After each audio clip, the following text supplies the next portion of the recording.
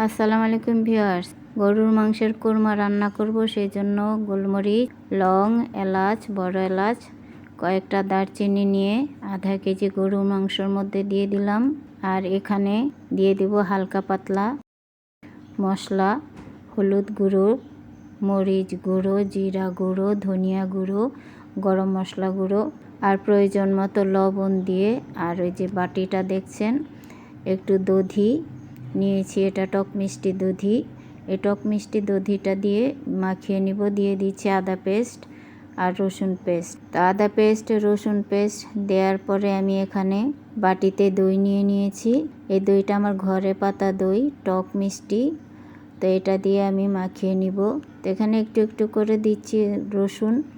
তো যাই হোক, ভিডিওটা ভালো লাগলে লাইক কমেন্ট শেয়ার করতে ভুলবেন না। অবশ্যই বাসায় একবার হলেও ট্রাই করবেন।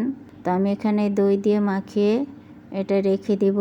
অবশ্যই এখানে 2 ঘন্টা রেখে দিলে ভালো হয়। আমার তাড়াহুড়ো, সেই জন্য আমি আধা ঘন্টার মতো ম্যারিনেট করে রেখেছিলাম। তো ম্যারিনেট করার পরে এভাবে রেখে দিচ্ছি। দেখুন মাখাটা কত সুন্দর হয়েছে। এভাবে আপনারাও মেখে নেবেন।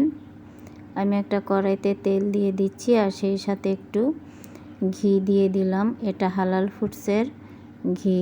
তো ঘিটা একটু গরম হয়ে যাবার পরে এখানে 1 বাটি পেঁয়াজ কুচি দিয়ে নেড়ে চেড়ে নিব। আপনারা যদি বাসায় খেয়ে থাকেন, কেউ যদি এভাবে গরুর মাংসের কোরমা খেয়ে না থাকেন, তাহলে আমার এই রেসিপিটা একটিবার ট্রাই করবেন। আর স্কিপ করে যাবেন না, কোনটার পরে কোনটা দিচ্ছি, তাহলে মনে থাকবে। স্কিপ করে গেলে সেটা আপনারা বুঝতে পারবেন না কিভাবে রান্না করছি।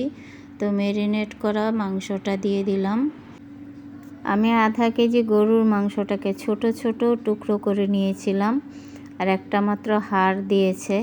তো যাই হোক এভাবে খুব ভালোভাবে কষাতে কষাতে যখন ঝোলটা একদম মাখো মাখো হয়ে আসবে, এই পর্যায়ে এসে আমি কয়েকটা আলু দিয়ে দিব, বড় বড় টুকরো করে। আলুটা আমার মাংসের সাথে খুবই ভালো লাগে। আপনারা চাইলে নাও দিতে পারেন আলুটা। তো এইভাবে কষাতে কষাতে আমি এখানে দুধ দিয়ে দিয়েছি। এই দুধটুকু দিয়ে 1 চামচ স্বাদের জন্য চিনি দিয়ে দিলাম। আপনারা চিনিটা স্কিপ করে যেতে পারেন। দিয়ে দিলাম কাঁচামরিচ। এরপরে যখন ঝোলটা একটু কমে আসবে, তখন আমি নামিয়ে নেব। দেখুন 2.5 ঘন্টা লেগেছে আমার রান্নাটা।